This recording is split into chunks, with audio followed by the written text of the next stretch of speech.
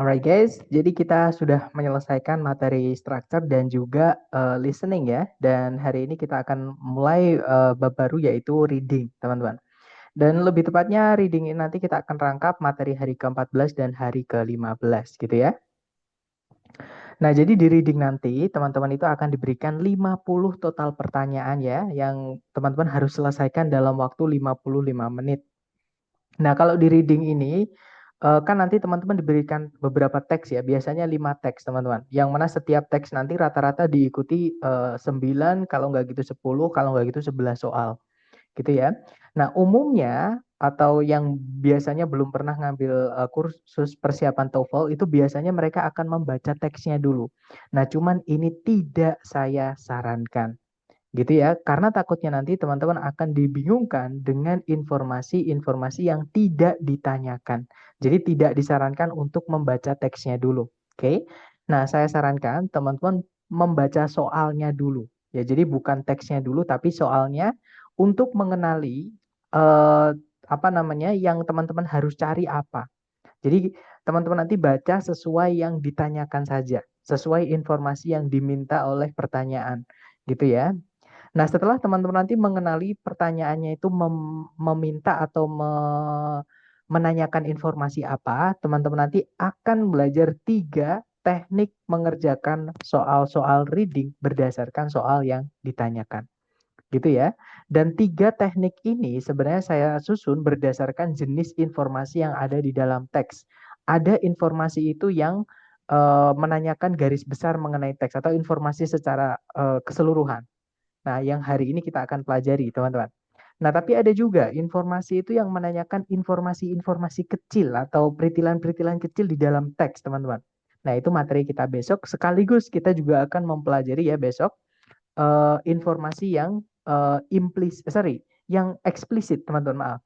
Sorry, yang tersirat pokoknya. Saya lupa implisit atau kayaknya implisit itu ya. Jadi soal apa namanya informasinya itu tidak ada di dalam teks, tapi teman-teman nanti akan menemukan petunjuk di dalam teks seperti itu. Oke. Nah, hari ini kita akan belajar dulu cara mengerjakan soal reading yang menanyakan garis besar mengenai teks, teman-teman. Gitu ya. Nah, jadi di soal reading itu atau beberapa soal reading itu ada yang cara mengerjakannya teman-teman cukup baca kalimat pertama di setiap paragraf saja atau istilahnya adalah topic sentence, teman-teman. Nah, topic sentence itu letaknya di kalimat pertama di setiap paragraf. Gitu ya. Nah, teknik ini teman-teman pakai untuk menjawab soal reading yang menanyakan garis besar mengenai teks. Nah, soal-soal yang menanyakan garis besar mengenai teks antara lain yang pertama, kita punya pertanyaan mengenai main idea atau ide pokok atau gagasan utama. Gitu ya. Atau keseluruhan teks itu membahas tentang apa. Gitu ya, teman-teman. Nah, kalau teman-teman menemukan soal yang menanyakan informasi garis besar mengenai teks atau keseluruhan teks membahas tentang apa, tidak perlu dibaca semuanya. Karena takutnya nanti teman-teman akan dibingungkan dengan supporting ideas atau additional information atau intermezzo. Yang mana itu biasanya intermezzo terutama ya, itu tidak nyambung dengan intinya, teman-teman. Seperti itu. Jadi cukup baca kalimat pertama di setiap paragraf. Dan soal main idea ini pasti keluar di dalam tes reading gitu ya, teman-teman. Nah, untuk contoh soal yang menanyakan main idea atau gagasan utama, misalnya ya, teman-teman, what is the topic of this passage? Jadi, apa sih topik dari teks ini? Nah, topik itu nama lain dari main idea, teman-teman ya, atau gagasan utama, seperti itu.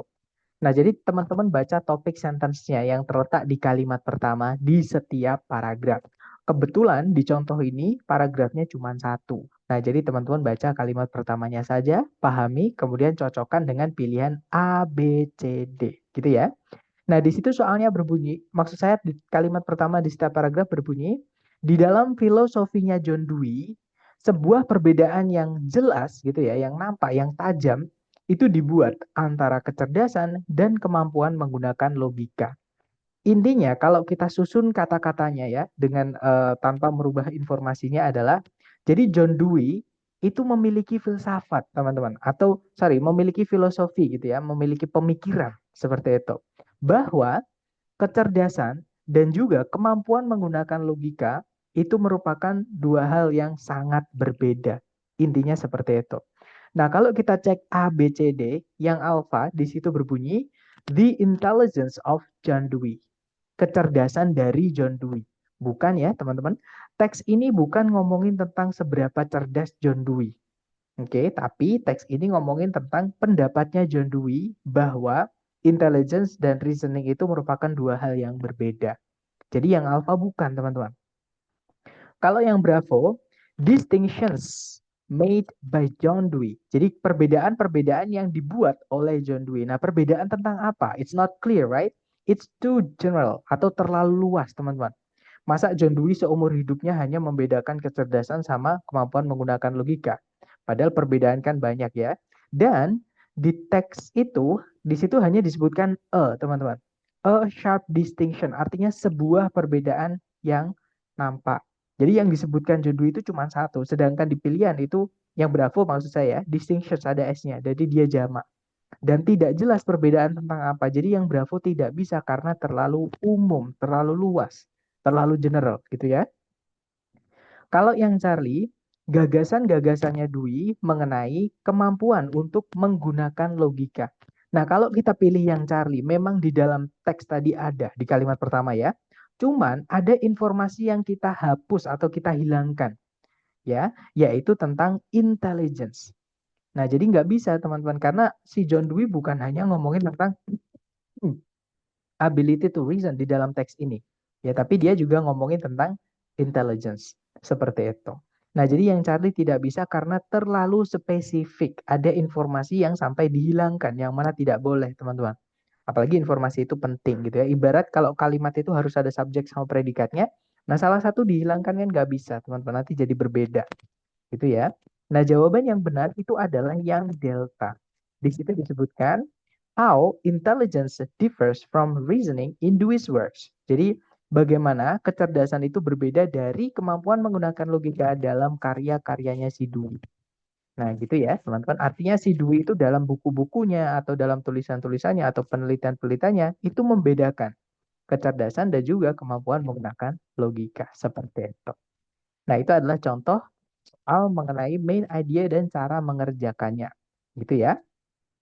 Nah, selain soal yang menanyakan main idea, ada juga soal yang cara mengerjakannya juga sama. Teman-teman cukup baca kalimat pertama di setiap paragraf, yaitu idea organization atau pengembangan ide. Nah, pengembangan ide itu maksudnya bagaimana si penulis itu mengembangkan gagasan yang uh, dia tulis gitu. Jadi cara dia itu membawakan ceritanya atau membawakan topiknya itu bagaimana, teman-teman. Gitu ya. Nah, contoh soalnya seperti ini. Sama, teman-teman baca dulu soalnya kalau di reading, gitu ya. Nah, di situ soalnya berbunyi, in this passage, di dalam teks ini, nah ini soalnya nggak jelas teman-teman ya, tapi saya yakinkan ketika teman-teman nanti tes, terutama yang resmi dari ITS, teman-teman tidak akan pernah menemukan soal yang nggak lengkap seperti ini. Pasti soalnya itu jelas teman-teman. Yang diinginkan oleh soal tersebut apa, di TOEFL yang resmi itu jelas gitu ya. Nah, ini kan yang buat Longman ya, yang contoh-contoh ini saya ambilkan dari buku Longman karena memang yang paling menurut saya paling jelas gitu ya penjelasan dan juga eh, pembawaan materinya dibandingkan buku-buku yang lain adalah Longman. Nah, tapi kurang lebih cara mengerjakannya kalau teman-teman nanti siapa tahu ngambil tes yang prediksi, kan biasanya itu prediksi ngambil soal-soalnya dari Longman juga, teman-teman. Dan biasanya ada soal yang terputus seperti ini gitu ya. Nah, itu nanti teman-teman kenali juga pilihan A, B, C, D-nya. Jadi dibaca juga A, B, C, D-nya. Nah, di situ yang alfa berbunyi, an idea is presented and then refuted. Jadi sebuah gagasan itu disajikan dan kemudian dibantah atau dibuktikan salah gitu atau ditentang gitu ya. Nah, kalau yang Bravo sebuah konsep diikuti oleh contoh-contoh. Kalau yang Charlie, sebuah sebab diikuti oleh akibat. Kalau yang Delta, sebuah kepercayaan yang didukung dengan alasan-alasan logis. Nah, berarti ini ngomongin tentang bagaimana sih si penulis itu membawakan ceritanya atau membawakan topiknya gitu ya, teman-teman. Nah, karena yang ditanyakan adalah garis besar mengenai teks. Teman-teman baca kalimat pertama di setiap paragraf. Kalimat pertama, paragraf 1 berbunyi, jika ditanya siapa yang menemukan permainan baseball, sebagian besar orang Amerika kemungkinan akan menjawab bahwa kepercayaan mereka adalah bahwa Abner Doubleday yang melakukannya, maksudnya yang menemukan permainan baseball. Gitu ya. Nah, kemudian paragraf kedua, Abner Doubleday itu hanya diberikan pengakuan atas penemuan baseball ini di awal abad ke-20 ketika perusahaan alat-alat olahraga yang namanya adalah Spalding itu menugasi eh, untuk meneliti gitu ya, memberikan tugas untuk meneliti pertanyaan atas siapa yang menemukan permainan baseball. Nah, jadi yang menemukan bukan Doubleday, teman-teman. Tapi Doubleday itu disuruh untuk meneliti atau mencari tahu siapa yang sebenarnya menemukan permainan baseball. Nah, cuman orang-orang Amerika itu salah paham. Nganggapnya Abner Doubleday yang menemukannya seperti itu. Nah, kemudian paragraf terakhir disebutkan, today most sports historians are in agreement that Doubleday really did not have much to do with the development of baseball. Jadi, sekarang ini sebagian besar sejarawan olahraga sepakat bahwa Doubleday itu sebenarnya tidak punya andil apapun dalam perkembangan permainan baseball. Nah, berarti jawabannya adalah yang alpha tadi ya. Sebuah pemikiran atau gagasan itu diberikan di paragraf 1, teman-teman, dan kemudian disangkal atau dibantah di paragraf 2 dan di paragraf ketiga. Seperti itu. Oke. Nah, kemudian jenis soal terakhir yang cara mengerjakannya, teman-teman juga membaca kalimat pertama di setiap paragraf adalah soal yang menanyakan tone, purpose, sama course, teman-teman. Walaupun soal ini jarang sekali keluar. Terutama tone ini, sejauh ini saya belum pernah menemukan soal tone ini, teman-teman. Gitu ya, tapi saya kasihkan siapa tahu ketika teman-teman tes nanti tiba-tiba keluar, kan gua jaga-jaga gitu ya. Nah, jadi tone itu apa sih? Tone itu adalah suasana atau jadi suasana hati si penulis yang dimasukkan ke dalam teksnya gitu ya atau ke topiknya. Nah, berarti untuk idea organization harus melihat semua awal paragraf semuanya, Mister. Jadi untuk jenis soal yang kita pelajari hari ini, teman-teman, atau gampangannya yang tadi saya sebutkan di awal tadi ya, soal-soal yang menanyakan garis besar mengenai teks, yaitu ketiga ini, main idea, idea organization, tone, purpose, sama course, teman-teman cukup baca kalimat pertama di setiap paragraf. Itu bisa untuk menjawab soal-soal ini, teman-teman. Gitu ya. Jadi bukan hanya idea organization, semuanya. Oke? Nah, kemudian tapi semuanya di sini bukan semua soal reading ya. Maksudnya semua soal reading yang kita bahas hari ini. Oke, karena besok kita masih ada soal-soal lagi tentang reading, yang cara mengerjakannya ada dua cara. Besok kita pelajari, teman-teman. Gitu ya. Nah, jadi saya ulangi lagi, tone itu apa? Tone itu adalah sikap si penulis terhadap topik yang dia bawakan. Apakah dia itu subjektif atau objektif? Kalau subjektif berarti si penulis itu menuliskan pendapatnya atau dia mengkritiki atau apa ya, teman bahasa Indonesia yang enak tuh. Dia itu kayak apa ya? Intinya dia menuliskan isi pikirannya atau menuliskan pendapat dia atau perasaan dia mengenai topik yang dia tulis. Misalkan tentang polusi udara. Nah, dia itu perasaannya bagaimana?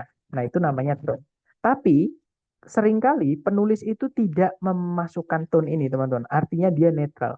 Jadi penulis itu hanya menyajikan data apa adanya, ya, atau informasi apa adanya atau pengetahuan apa adanya. Jadi dia tidak ikut-ikutan berpendapat ataupun tidak ikut-ikutan eh, bersikap gitu ya, tidak menunjukkan sikapnya tentang topiknya. Nah, berarti si penulis itu objektif atau netral.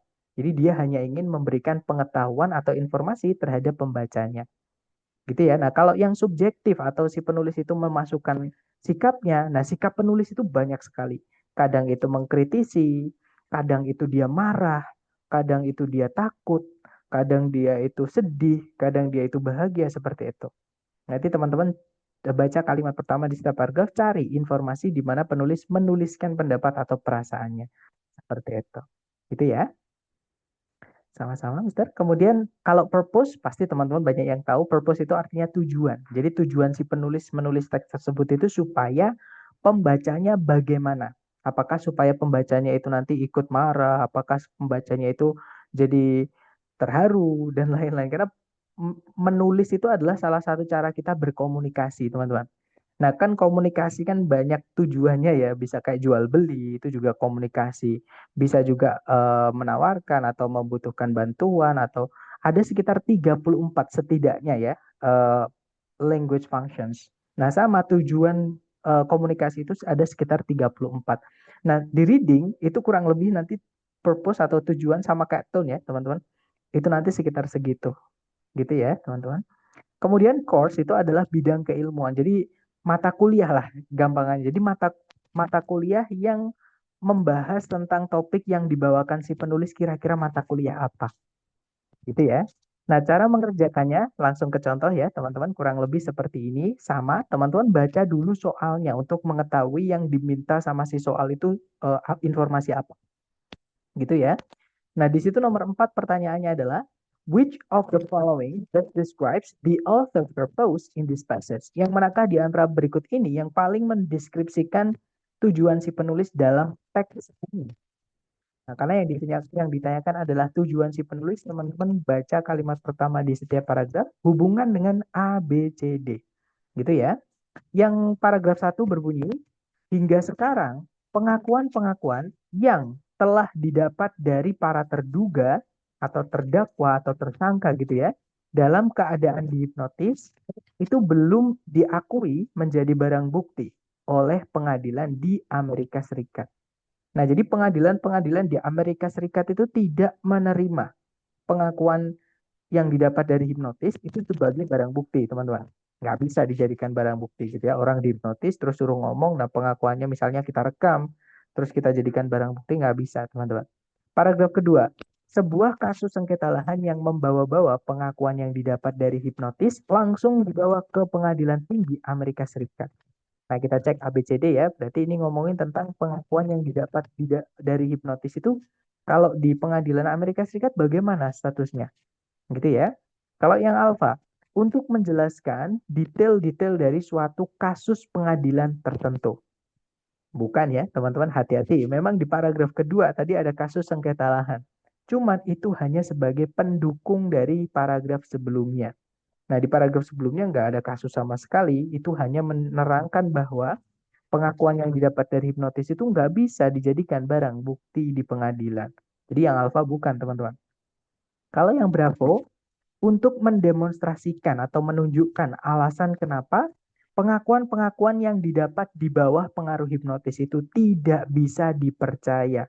Hati-hati, teman-teman. Kalau kita pilih yang bravo, seolah-olah semua pengakuan yang didapat dari hipnotis di jalan, entah di rumah, entah di toko, itu semuanya kita anggap tidak bisa dipercaya. Ya, padahal teks ini bukan ngomongin itu. Teks ini hanya bilang kalau entah itu bisa dipercaya atau tidak, itu tidak bisa dijadikan kesaksian, nggak bisa dijadikan barang bukti. Entah itu bisa dipercaya atau tidak, gitu ya. Entah itu keterangannya itu kuat atau tidak. Kalau dia dapatnya dari hipnotis ya, nggak bisa kita jadikan barang bukti. Nah, mungkin kalau dilogikakan ya, walaupun di teks ini nggak ada, teman-teman. Mungkin teman-teman pernah dengar scientific crime investigation itu yang biasanya di berita-berita itu. Nah, jadi untuk menuduh seseorang bersalah harus ada bukti dan ini yang kuat gitu ya. Nah, tapi kalau dari keterangan hipnotis orang kan biasa bisa aja dia ngelantur atau intinya di bawah apa namanya orangnya nggak sadar gitu. Bisa aja kesaksian itu diarahkan atau di apa kan nggak tahu seperti itu karena orangnya nggak sadar seperti itu. Nah, mungkin ya, teman-teman. Nah, jadi kalau yang Bravo ini kita kayak menuduh gitu. Jadi kayak menuduh semua orang di luar pengadilan terutama kalau dia dihipnotis terus ngomong sesuatu, itu nggak benar, nggak bisa dipercaya seperti itu. Padahal bukan. Ini ranahnya atau kurungannya gitu ya, atau kandangnya teman-teman itu adalah di kasus hukum saja, di ranah hukum saja, bukan di dunia luar atau di kehidupan sehari-hari. Jadi yang Bravo tidak bisa, itu terlalu luas teman-teman. Kalau yang cari untuk memperjelas atau mengklarifikasi, mengklirkan gitu ya, peran dari pengadilan tinggi. Nah, dari sini ada udah nggak tepat ya teman-teman. Karena teks ini bukan intinya itu tentang peran dari pengadilan tinggi. Bahkan pengadilan tinggi itu kalau teman-teman scan dan skim itu disebutkan di paragraf kedua saja. Sedangkan teks ini bukan hanya paragraf kedua. Gitu ya. Jadi yang Charlie bukan, teman-teman. Nah, jawaban yang tepat adalah yang delta. Betul, Miss Lopiga ya. Jawabannya adalah yang delta. Di situ disebutkan to explain the legal status of hypnotically induced confessions. Jadi untuk menjelaskan status hukum dari pengakuan-pengakuan yang didapat secara hipnotis. Nah, status hukumnya tadi adalah tidak bisa dijadikan barang bukti. Seperti itu, teman-teman. Itu ya. Nah, kemudian nomor 5, di situ disebutkan tone dari teks ini bisa dideskripsikan sebagai apa. Intinya tone-nya itu bagaimana, teman-teman. Nah, kita cari di kalimat pertama di setiap paragraf, ada nggak si penulis itu menuliskan sikapnya? Oke, kalau ada berarti ya itu. Kalau nggak ada berarti dia netral. Nah, ketika kita baca kalimat pertama tadi di setiap paragraf, di situ disebutkan hingga sekarang pengakuan-pengakuan yang didapat dari terduga atau orang gitu ya yang dihipnotis itu nggak bisa dijadikan barang bukti oleh pengadilan-pengadilan di Amerika Serikat. Nah, di sini si penulis tidak menuliskan bagaimana sikap dia, oke, bagaimana perasaan dia, oke. Berarti paragraf pertama belum ada. Paragraf kedua, sebuah kasus sengketa lahan yang membawa-bawa pengakuan yang didapat dari hipnotis langsung dibawa ke Pengadilan Tinggi Amerika Serikat. Nah, di sini juga sama. Penulis itu nggak ada pendapat dia itu apakah ini menyedihkan, apakah ini menakutkan, apakah itu membahagiakan dan lain-lain, nggak ada. Berarti si penulis ini netral atau objektif, teman-teman. Artinya dia hanya ingin memberikan informasi atau pengetahuan kepada pembacanya. Nah, jadi jawaban yang paling tepat untuk nomor 5 ini adalah yang delta, informative. Gitu ya. Jadi hanya ingin berbagi informasi. Betul, Mr. Hans. Kalau yang nomor 6, teks ini kemungkinan akan diminta dibaca. Jadi kalau ada assigned diikuti verb ing, verb ing-nya ini artinya jadi pasif, teman-teman. Ya, jadi ada beberapa memang kata kerja atau kata sifat yang diikuti verb ing nanti jadi pasif, ing-nya itu bukan aktif. Nah, jadi kemungkinan akan diminta dibaca di mata kuliah apa. Nah, kalau teman-teman disuruh nebak atau suruh mencari tahu mata kuliahnya yang membahas topik ini kira-kira mata kuliah atau bidang keilmuan apa, teman-teman comot di setiap kalimat pertama di setiap paragraf vocab-vocab yang dipakai. Contoh, teman-teman. Tadi ada kata confessions, artinya pengakuan atau kesaksian, gitu ya. Kemudian ada juga defendants, itu terduga, terdakwa atau tersangka. Saya nggak tahu bedanya ya teman-teman. Cuman orang yang di apa namanya, orang yang dituduh lah melakukan sesuatu seperti itu, yang diadili seperti itu. Nah, kemudian ada evidence, itu barang bukti. Kemudian ada courts, pengadilan-pengadilan gitu ya di Amerika Serikat. Nah, berarti ini sudah fix ngomongin atau ranahnya adalah tentang hukum. Jadi courts ini kayak coverage atau scope, teman-teman. Jadi kayak cakupan atau kurungannya. Jadi teks ini tuh sebenarnya ranahnya di mana. Nah, di pilihan A, B, C, D yang menyebutkan kata hukum cuma satu dan benar semua. Jawabannya adalah yang alpha, teman-teman, yaitu American law. Seperti itu. Gitu ya, karena yang ada law-nya di situ kan cuma yang alpha, gitu ya. Termohon dijelaskan ulang tentang tone, boleh? Sekali lagi ya, teman-teman. Jadi tone itu adalah sikap si penulis terhadap topik yang dia bawakan. Ada nggak dia menuliskan perasaannya? Kalau nggak ada, berarti dia netral atau objektif, teman-teman. Gitu ya. Objektif itu berarti hanya memberikan informasi apa adanya. Nah, kalau subjektif berarti si penulis itu berpihak gitu ya, berpihak ke salah satu. Entah dia setuju, entah tidak. Gitu ya. Kalau setuju kenapa, kalau tidak kenapa, atau dia itu marah, apakah dia sedih, apakah nah itu namanya subjektif. Nah, ketika kita membaca kalimat pertama di setiap paragraf tadi, kita tidak menemukan si penulis itu sikapnya bagaimana, ya kan? Atau perasaannya bagaimana. Dia hanya menceritakan apa adanya, ya kan? Tidak ada si penulis menyebutkan kalau dia itu marah atau topiknya itu apakah menyedihkan atau eh, karena kalau kita bilang menyedihkan belum tentu ke orang lain itu menyedihkan. Maksudnya seperti itu. Ya kan? Jadi makanya disebutkan subjektif, teman-teman. Subjektif itu tiap orang kan beda-beda terhadap topik yang dibawakan.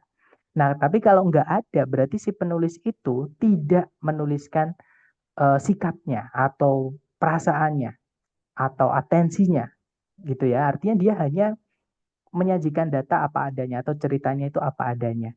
Seperti itu. Gitu ya, Miss. Makanya tadi ketika kita membaca kalimat pertama di setiap paragraf tidak ada si penulis itu menuliskan perasaannya atau pendapatnya. Nah, berarti dia hanya memberikan, hanya pengen si pembacanya itu terinformasi atau hanya ingin tahu saja. Gitu ya, atau membagikan ilmu lah kasarannya seperti itu. Makanya jawabannya yang tepat adalah yang delta. Seperti itu. Nah, kalau yang nomor 6 tadi yang sudah kita bahas tadi ya, vocab-vocab yang dipakai adalah tentang hukum, jadi jawabannya yang alfa. Nah, sekarang giliran teman-teman ya, seperti biasa, jangan takut salah untuk chatnya saya batasi supaya teman-teman hanya bisa chat ke saya dan juga untuk mic-nya saya mute dulu supaya teman-teman bisa lebih fokus untuk mengerjakan. Nah, di reading ini vocab sangat penting ya, otomatis kalau teman-teman nanti membutuhkan kamus, buka aja nggak apa-apa, mumpung masih bisa teman-teman. Karena kalau teman-teman tadi sudah tes atau real test, yang terutama yang TOEFL resmi dari ITS ya, itu nggak boleh buka kamus. Oke, kalau ketahuan pasti didiskualifikasi seperti itu, teman-teman. Nah, tapi kalau kita belajar tidak apa-apa. Silahkan dicoba dulu waktunya 1 menit ya, teman-teman. Dimulai dari sekarang, silahkan.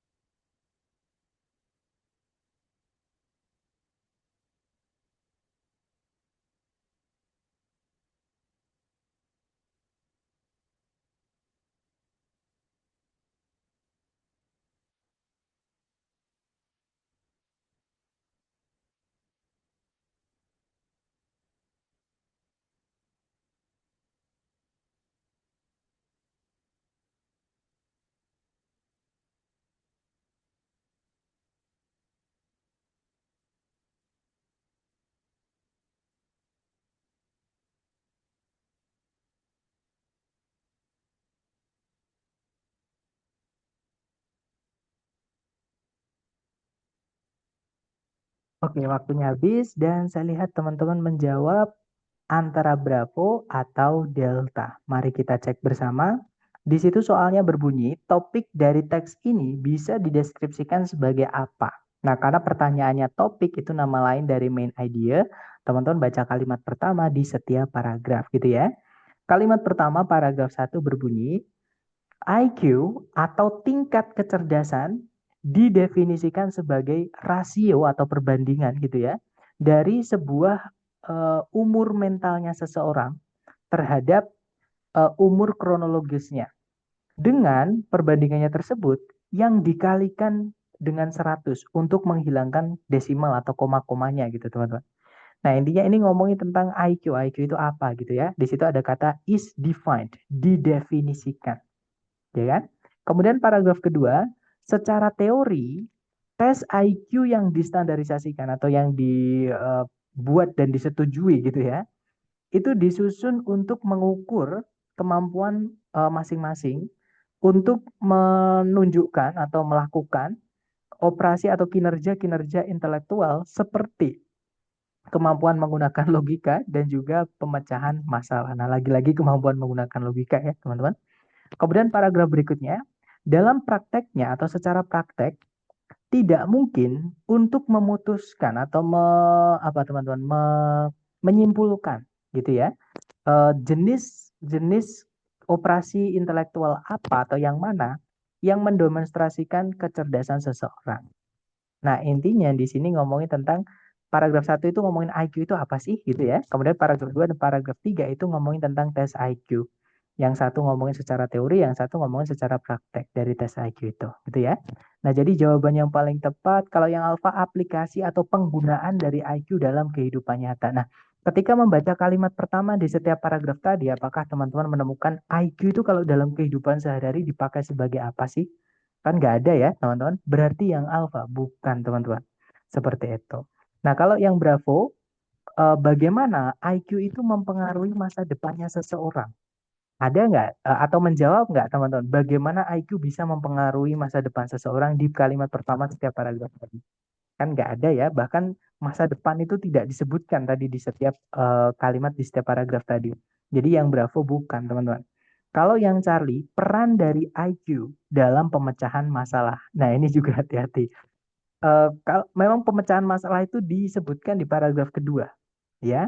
Tapi itu bukan ngomongin tentang peran dari IQ, teman-teman. Tapi ngomongin tentang tes IQ. Di mana tes IQ itu menguji kemampuan seseorang, maksudnya kemampuan intelektual seseorang. Terutama salah satunya atau contohnya adalah pada kegiatan problem solving atau pemecahan masalah. Seperti itu. Nah, tapi bukan ngomongin peran IQ dalam pemecahan masalah ya. Jadi itu tadi ngomongin tentang tes IQ teman-teman. Jadi yang diteskan itu salah satunya adalah problem solving. Nah, yang Charlie bukan. Kalau yang Delta, sebuah definisi dari IQ, yang mana itu disebutkan paragraf pertama tadi ya. Ada kata is defined, didefinisikan sebagai.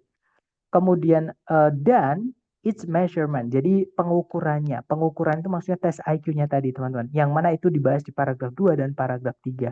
Nah, berarti yang mencakup atau topik dari teks ini adalah yang delta, yaitu definisi dari IQ dan tesnya atau pengukurannya. Seperti itu. Lanjut ke nomor berikutnya. Silahkan teman-teman coba dulu 1 menit dimulai dari sekarang.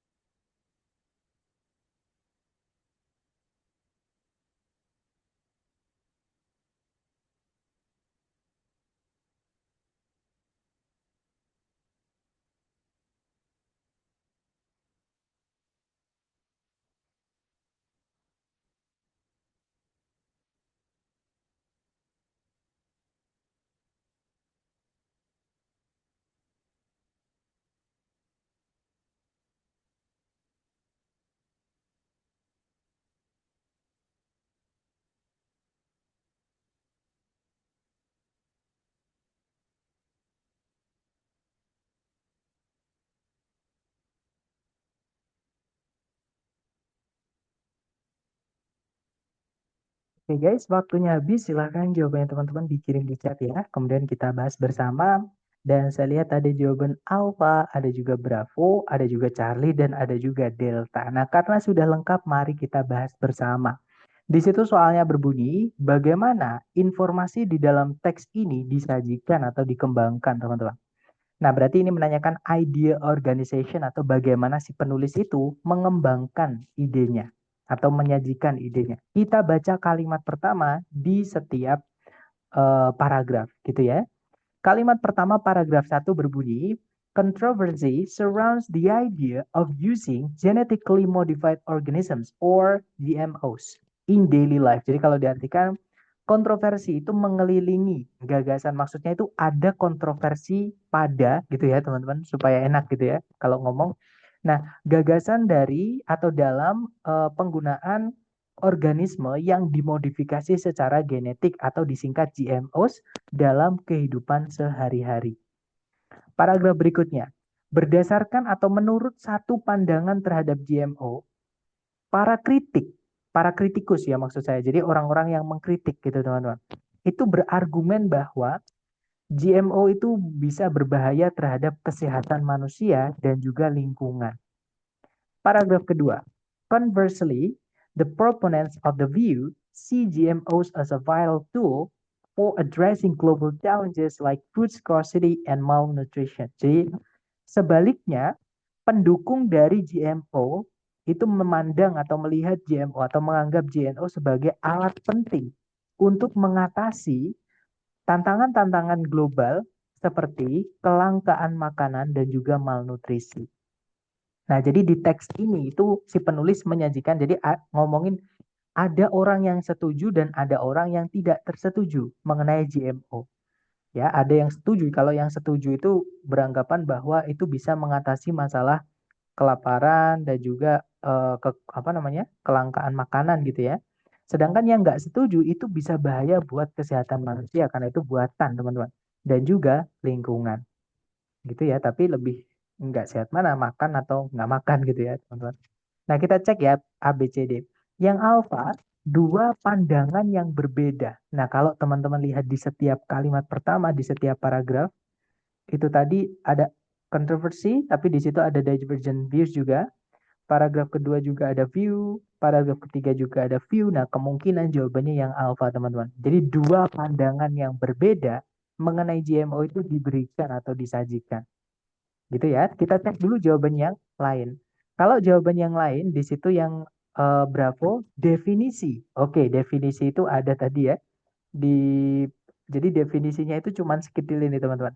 Tapi itu bukan definisi sebenarnya itu singkatan ya teman-teman untuk genetically modified organism atau organisme yang dimodifikasi secara genetik.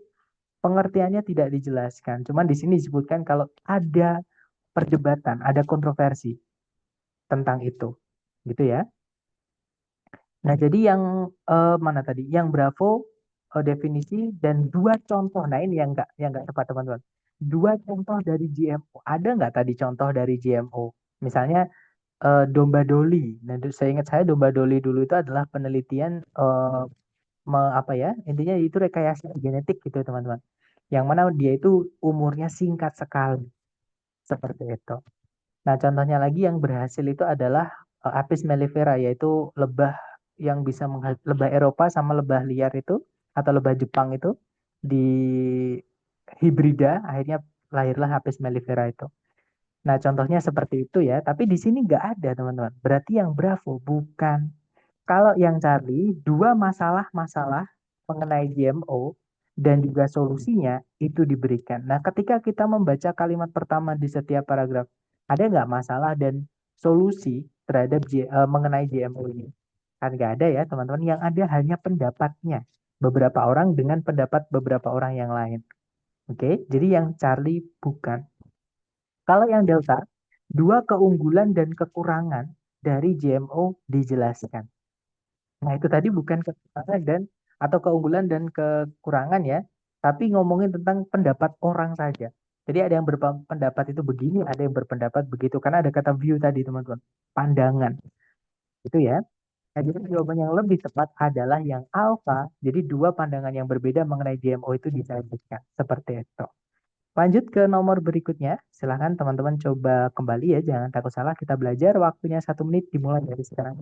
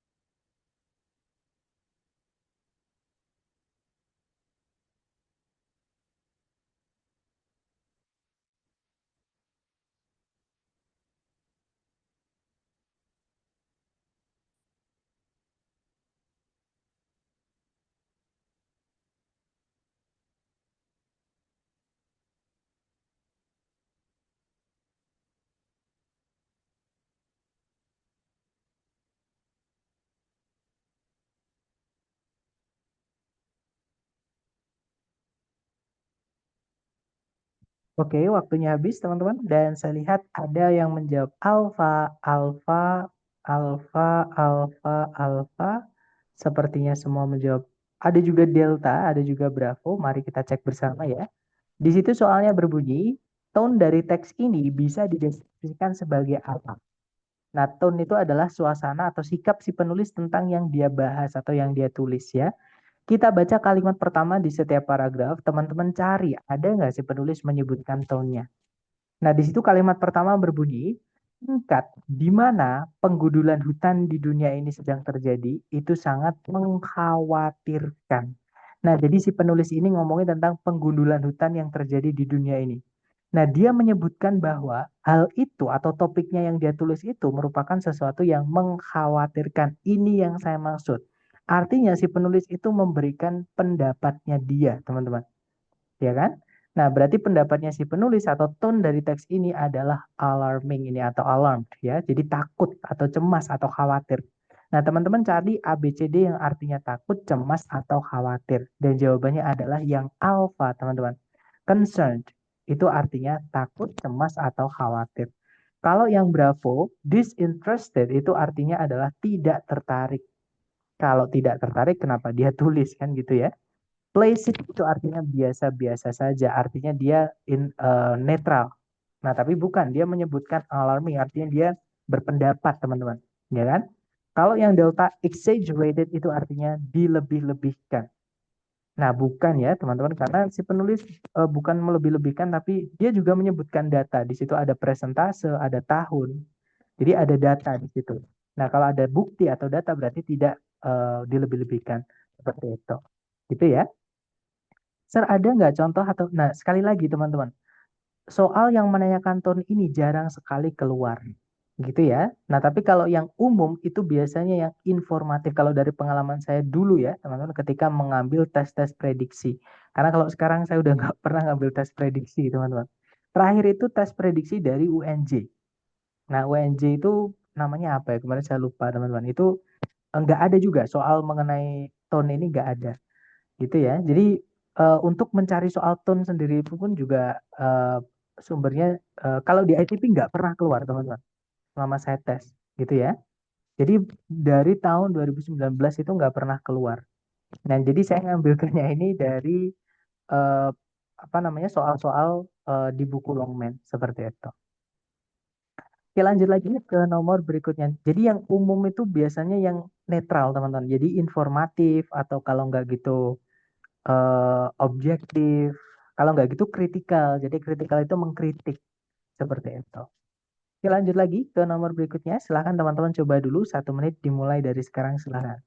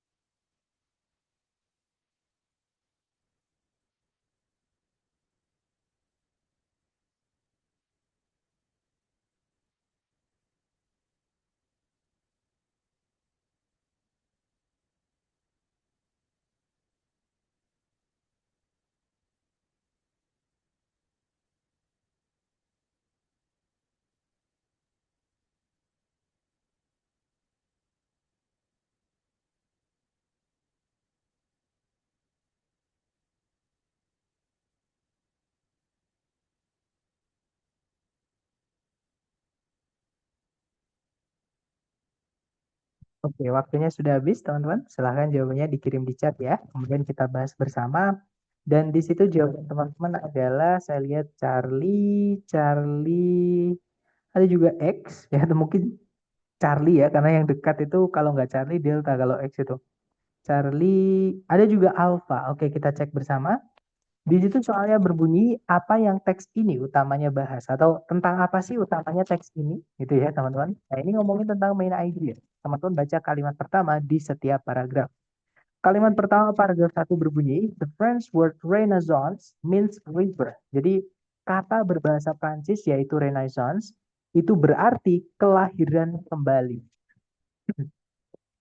Nah, teman-teman kalau bingung artinya baca kalimat kedua juga nggak apa-apa supaya lebih yakin gitu ya. Misalnya nih, untuk soal ini ya, teman-teman. Renaissance itu pertama kali digunakan di tahun 1855 oleh sejarawan Jules Michelet ini ya, teman-teman. Di bukunya yang berjudul History of France.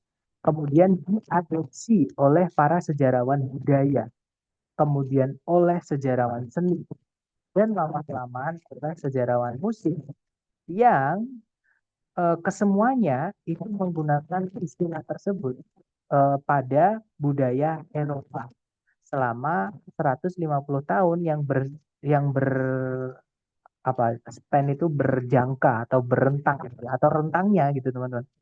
1450 sampai 1600. Paragraf kedua. Perubahan-perubahan dalam tampilan lo maksudnya budaya ini gitu ya teman-teman.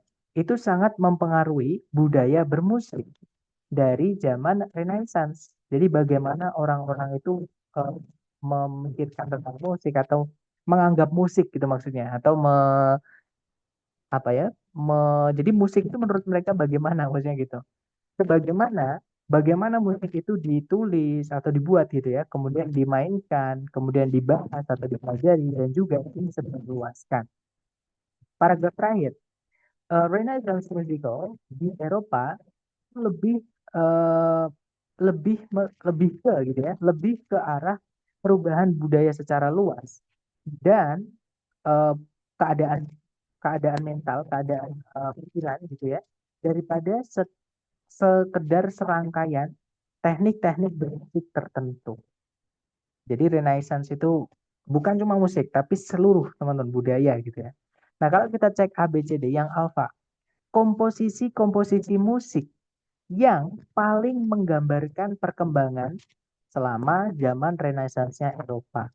Nah, ketika teman-teman membaca kalimat pertama di setiap paragraf tadi, menemukan atau tidak komposisi musik apa yang menggambarkan perkembangan Renaissance-nya Eropa? Kan nggak ada, teman-teman. Nah, otomatis berarti bukan yang itu. Kalau yang Bravo, teknik-teknik bermusik yang digunakan, in use itu maksudnya dipakai gitu ya, atau digunakan selama Renaissance Eropa. Nah, ada nggak tadi teknik-teknik bermusik yang dipakai? Kan nggak ada juga, teman-teman. Ya kan, berarti bukan itu. Jadi intinya adalah teks ini tuh ngomongin Renaissance itu apa di zaman ini, zaman yang kita tadi ya, Renaissance period tadi. Jadi arti Renaissance itu apa? Iya, teman-teman.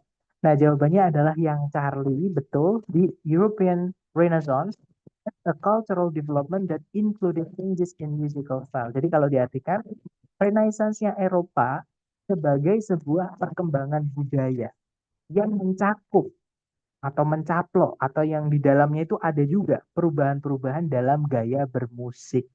Seperti itu. Nah, intinya adalah European Renaissance. Nah, jadi kan memang dari awal yang dibahas adalah European Renaissance gitu ya, yang diulang-ulang juga Renaissance itu, teman-teman. Di dalamnya juga tentang bermusik. Gitu ya. Nah, kalau yang Delta, praktek-praktek bermusik di Yunani dan Romawi kuno yang digunakan selama zaman Renaissance. Sekali lagi, tidak ada ketika kita membaca kalimat pertama di paragraf tadi, praktek-praktek bermusik apa, teknik bermusik apa, atau apa tadi teman-teman, komposisi musik apa yang dipakai di zaman Renaissance ini kan nggak ada, berarti bukan itu. Intinya ngomongin tentang Renaissance secara garis besar, tentang budayanya seperti itu, yang mana di dalamnya ada gaya bermusik seperti itu. Itu ya teman-teman. Jadi jawabannya Charlie. Lanjut ke nomor berikutnya. Silahkan teman-teman coba dulu, jangan takut salah ya. 1 menit dimulai dari sekarang. Silahkan teman-teman.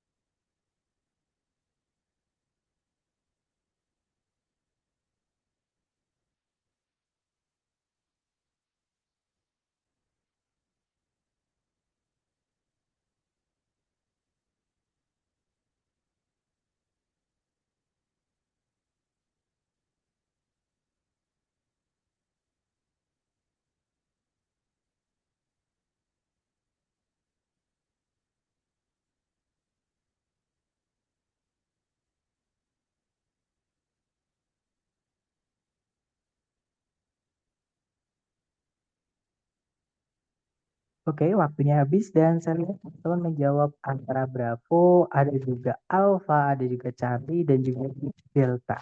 Gitu ya. Ya, jawabannya yang tadi sebelum soal ini yang Charlie, Mister. Oke, nah berarti sudah lengkap Alpha, Bravo, Charlie, Delta. Mari kita cek bersama, teman-teman. Nah, di situ soalnya berbunyi, apa yang teks ini utamanya bahas? Sama, ini menanyakan tentang main discussion atau main idea, teman-teman. Kita baca kalimat pertama di setiap paragraf. Kalimat pertama paragraf 1 berbunyi, berbeda dari pendapat umum atau pendapat publik atau populer gitu ya, bahwa frost itu artinya tanah yang membeku, teman-teman. Dan juga suhu yang dingin itu memiliki peran yang sedikit terhadap atau dengan pewarnaan dari atau warna-warna dari daun-daun di musim gugur, gitu ya. Nah, kemudian karena paragrafnya dikit, teman-teman tabrak aja juga nggak apa-apa. Di situ disebutkan cuaca itu memang memainkan peran penting, tapi untuk memahami peran penting tersebut, eh, pertimbangkan dulu perubahan-perubahan pigmen yang terjadi di dalam dedaunan selama musim pertumbuhan. Jadi maksudnya nggak bisa langsung kita nembak cuaca gitu ya, karena ada ternyata sebelumnya yang perlu kita ketahui bahwa perubahan-perubahan pigmen seperti itu. Nah, kemudian paragraf kedua, di musim semi dan musim panas, daun-daun itu warnanya adalah hijau. karena mereka mengandung jumlah pigmen hijau yang besar yang disebut dengan klorofil. Paragraf ketiga, daun-daun dari beberapa tanaman itu berubah menjadi merah atau ungu, yaitu warna-warna yang disebabkan oleh kelompok pigmen yang lain yang disebut dengan antosianin. Nah, kalau hijau itu namanya klorofil, kalau merah atau kuning itu dia antosianin, teman-teman. Paragraf terakhir, deciduous atau leaf shedding plants could not survive. Jadi tanaman-tanaman yang menggugurkan daun gitu ya, itu tidak bisa melewati musim dingin jika mereka tetap menjaga daun mereka. Karena daun-daun tersebut itu akan kehilangan jauh lebih banyak air terhadap udara musim dingin yang kering daripada yang akarnya bisa serap dari tanah yang membeku. Seperti itu. Nah, berarti ini ngomongin tentang pewarnaan daun itu karena apa ya? Jadi bukan cuma dari cuaca, bahkan cuaca itu bahkan memainkan peran yang sangat sedikit, teman-teman.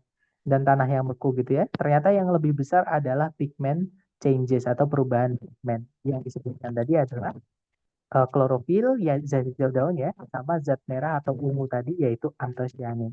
Walaupun ada juga pengaruh dari suhu, yaitu winter tadi, teman-teman, bahwa tanaman-tanaman yang menggugurkan daun ya harus menggugurkan seperti itu. Jadi nggak punya daun, nggak ada yang diwarnai seperti itu. Nah, jadi jawaban yang paling tepat untuk soal ini adalah yang delta, teman-teman. Gitu ya. The reasons for changes in the color of leaves. Jadi alasan-alasan atau kenapa warna dari daun itu berubah. Itu ya, jawabannya ada dua, karena cuaca dan juga karena pigmen seperti itu. Nah, kalau yang alfa, produksi dari klorofil dalam tanaman. Nah, klorofil itu hanya dibahas di paragraf kedua, teman-teman. Sedangkan teks ini bukan hanya ngomongin tentang paragraf kedua, bukan ngomongin tentang pigmen hijau daun ya, tapi juga ada pigmen yang warnanya merah atau ungu, ada juga tentang cuaca atau suhu seperti itu. Jadi yang alfa bukan karena itu. Kalau yang bravo pengaruh dari cuaca dan suhu terhadap pohon. Nah, di sini tidak disebutkan pigmen. Ada dua paragraf yang kita tidak anggap kalau kita pilih yang bravo, teman-teman. Yaitu yang paragraf 2 dan paragraf ketiga, yang mana tidak bisa. Oke, kalau yang Charlie, peran penting dari warna sebagai indikator atau sebagai penanda dari penyakit tanaman. Nah, tiba-tiba ada penyakit tanaman. Kan teks ini bukan ngomongin penyakit tanaman ya, teman-teman, tapi ngomongin tentang adaptasi daun atau tanaman, lebih tepatnya melalui daun gitu ya, terhadap pigmen dan juga suhu seperti itu. Nah, jadi jawaban yang paling tepat yang delta tadi, alasan-alasan kenapa sih tanaman itu warnanya daunnya itu berubah-ubah seperti itu. Itu ya. Lanjut ke nomor berikutnya, teman-teman. Silahkan dicoba dulu. 1 menit dimulai dari sekarang, silahkan.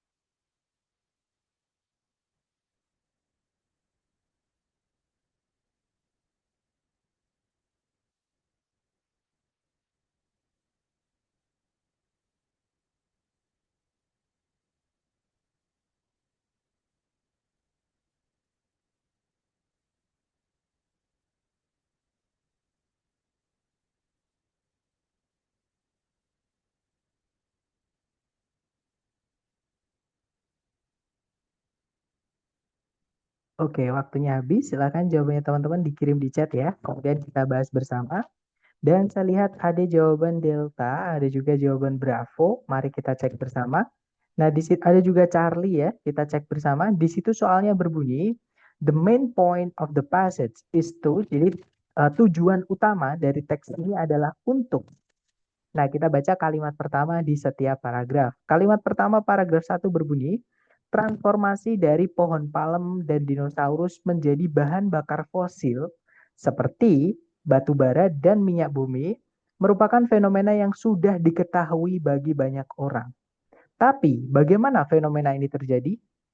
Nah, dari sini sebenarnya udah tahu ya, teman-teman. Pasti teks ini ngomongin bagaimana proses dinosaurus dan pohon palem zaman dulu ya bisa berubah menjadi bahan bakar fosil itu. Contohnya batu bara dan minyak bumi itu bagaimana prosesnya? Oke. Nah, di situ disebutkan paragraf kedua ya. Bahan bakar fosil itu awalnya bermula dengan banyaknya atau melimpahnya kehidupan dan sedikitnya atau terbatasnya oksigen. Kemudian paragraf kedua, batu bara itu terbentuk ketika tanah gambut itu secara memadai terkompresi atau tertekan gitu ya oleh berat dari deposit-deposit yang tumbuh di atasnya untuk memaksa air dan juga zat-zat yang lain keluar dari tanah gambut tersebut yang akhirnya meninggalkan massa karbon yang padat, yang terkonsentrasi, yang terkumpul gitu teman-teman. Gitu ya. Kemudian paragraf berikutnya, 300 juta tahun yang lalu selama zaman Carboniferous, sebagian besar dunia ini itu menyerupai rawa Okefenokee. Nah, berarti kondisi dari rawa Okefenokee ini mendukung terbentuknya batu bara, bahan bakar fosil tadi ya, teman-teman. Kemudian paragraf terakhir, cadangan-cadangan batu bara dan minyak bumi itu masih sangat banyak di bawah tanah gitu ya, masih ada di bawah tanah. Tapi tingkat atau biaya gitu ya, biayanya itu semakin meningkat secara eh, pasti, entah itu dalam hal dolar secara finansial kalau mau diambil gitu ya, dan juga secara risiko terhadap lingkungan gitu. Jadi kalau diambil bisa-bisa berbahaya, maksudnya seperti itu. Nah, berarti ini lebih ngomongin itu tadi ya, teman-teman. Jadi bagaimana sih atau syaratnya? Jadi intinya bagaimana bahan bakar fosil itu bisa terbentuk dari dinosaurus dan pohon palem tadi. Oke, nah jadi jawaban yang paling tepat adalah yang delta, teman-teman. Increase understanding of how fossil fuels are formed. Jadi meningkatkan pemahaman tentang bagaimana bahan bakar fosil itu bisa terbentuk. Nah, kalau yang alpha mengangkat konservasi itu pelestarian dari bahan bakar fosil. Bukan ya, di kalimat pertama di setiap paragraf tadi tidak ada yang arahnya nanti ke pelestarian atau mengajak untuk melestarikan bahan bakar fosil. Jadi yang alfa bukan, teman-teman. Kalau yang Bravo menjelaskan di mana tumpukan-tumpukan yang paling kaya dari bahan bakar fosil itu berada atau terletak. Tadi kan nggak ada ya, teman-teman, di mana bahan bakar fosil itu depositnya atau tumpukan-tumpukan terkayanya atau terbanyaknya di mana itu nggak ada. Jadi bukan mungkin Oke Fenoki itu, tapi teks ini bukan hanya ngomongin Oke Fenoki ya. Jadi bukan itu niatnya, teman-teman. Kalau yang Charlie menunjukkan masalah-masalah yang akan datang atau di masa depan gitu ya, masalah-masalah yang bisa terjadi di masa depan dengan penggunaan bahan bakar fosil. Nah, di kalimat pertama paragraf, setiap paragraf tadi kita tidak menemukan kalau kita menggunakan bahan bakar fosil nanti di masa depan bagaimana atau akibatnya bagaimana. Kan nggak ada ya, teman-teman. Jadi bukannya Charlie. Jadi lebih ke si penulis ini ingin menjelaskan ke kita, jadi bagaimana yang awalnya dari pohon palem dan dinosaurus itu bisa menjadi bahan bakar fosil. Dan kondisi lingkungannya bagaimana di zaman tersebut. Gitu ya, teman-teman. Oke, lanjut ke nomor berikutnya. Silahkan teman-teman coba dulu. 1 menit dimulai dari sekarang, silahkan.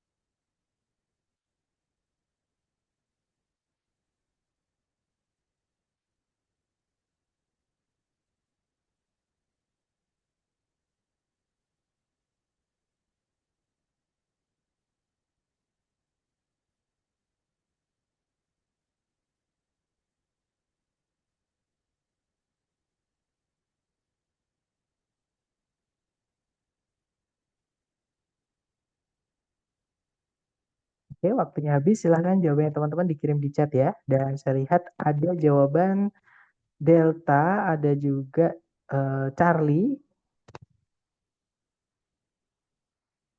Oke, antara Charlie atau Delta. Kalau yang sebelumnya tadi jawabannya Delta ya, teman-teman. Nah, kalau yang ini kita baca bersama ya, di situ soalnya berbunyi apa yang teks ini utamanya bahas.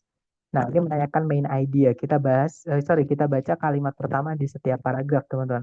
Kalimat pertama paragraf 1 itu berbunyi gerabah dari suku Indian Pueblo. Jadi suku Indian di Amerika Serikat itu banyak sekali, teman-teman. Salah satunya Pueblo, ada juga Apache dan lain-lain gitu ya. Nah, jadi gerabah dari suku Indian Pueblo dari Amerika Serikat bagian barat daya gitu ya. Ya kalau Northwest itu barat laut ya, teman. Jadi ini barat daya merupakan sejenis kesenian dengan kompleksitas teknis yang sangat besar.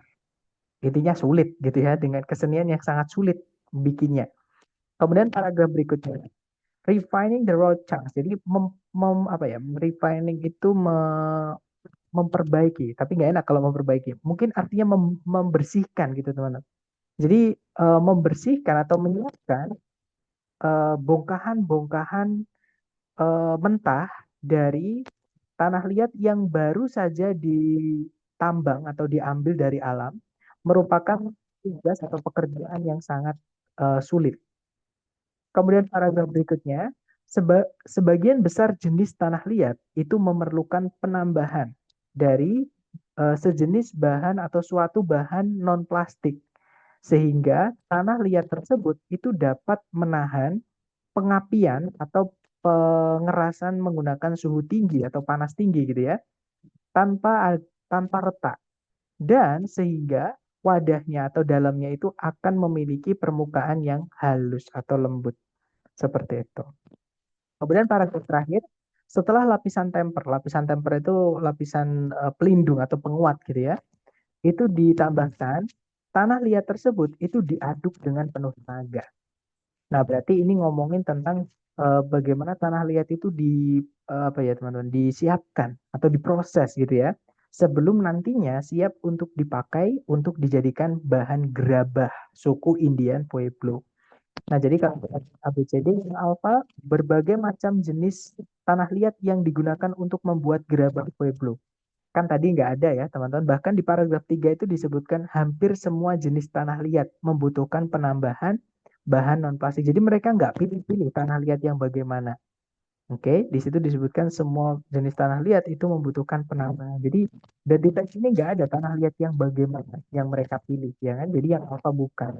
Kalau yang Bravo, sumber-sumber dari mana tanah liat tersebut, sumber-sumber dari tanah liat yang digunakan untuk membuat gerabahnya Pueblo, teman-teman.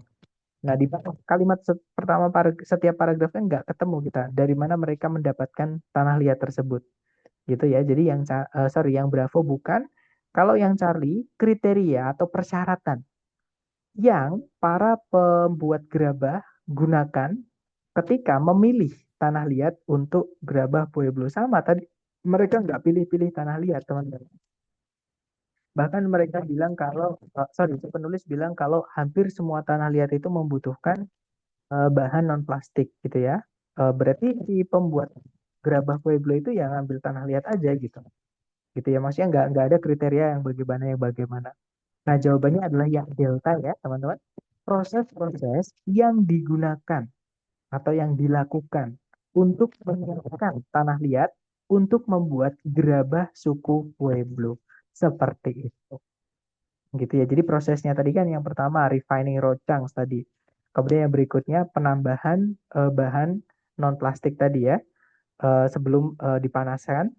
Kemudian juga ada penambahan bukan sebelum dipanaskan, maksud saya supaya ketika dipanaskan tidak retak.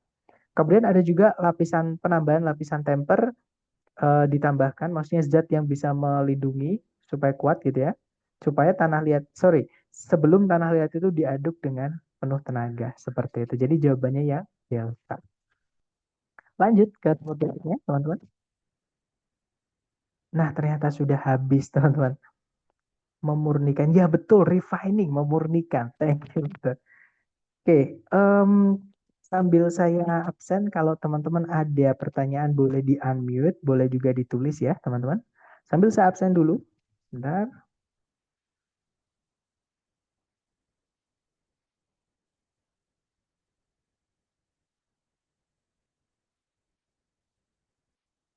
Oke, sudah selesai saya absen.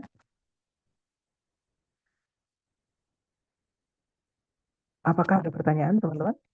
Jadi hari ini kita belajar ini ya, informasi inti. Jadi penulisannya orang sana itu mulainya itu pasti dari informasi yang umum dulu, dari informasi yang pokok dulu.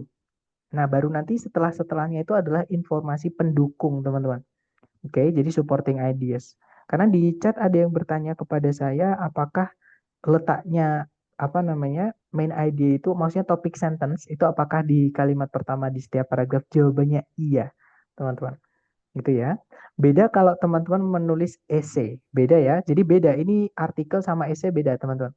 Jadi apa namanya? Kalau di essay itu biasanya pendapat itu ya, terutama argumentatif essay itu biasanya letaknya di kalimat terakhir paragraf satu. Oke. Nah, tapi kalau yang artikel secara umum atau artikel ilmiah atau academic writing itu biasanya atau umumnya ya, teman-teman. Main idea atau topic sentence itu atau salah satunya main idea tadi itu letaknya di kalimat pertama di setiap paragraf seperti itu. Itu ya. Baik, kalau nggak ada pertanyaan atau nanti ketika teman-teman latihan menemukan kesulitan, japri aja, jangan sungkan-sungkan. Oke, teman-teman. So let me guess, next chapter discussing about word, maksudnya vocab ya, yeah that's right. Kemudian, oh maksudnya word apa refers to, yeah that's right, it's called pronoun reference. Kemudian closest meaning, ya betul, itu adalah vocabulary question. Intinya next meeting kita akan belajar pertanyaan-pertanyaan mengenai informasi-informasi kecil yang ada di dalam teks, teman-teman. Hari ini kan kita belajar tentang informasi atau garis besar mengenai teks. Next time kita, jadi di reading itu ada juga soal-soal yang menanyakan garis kecil atau pritilan-pritilan kecil atau specific information yang ada di dalam teks. Gitu ya. Nah, nanti kita bahas di next meeting. Oke, terima kasih atas kehadiran teman-teman ini. Semoga kita pelajari hari ini bermanfaat. I'll see you again next time. Bila saya say, Assalamualaikum warahmatullahi wabarakatuh.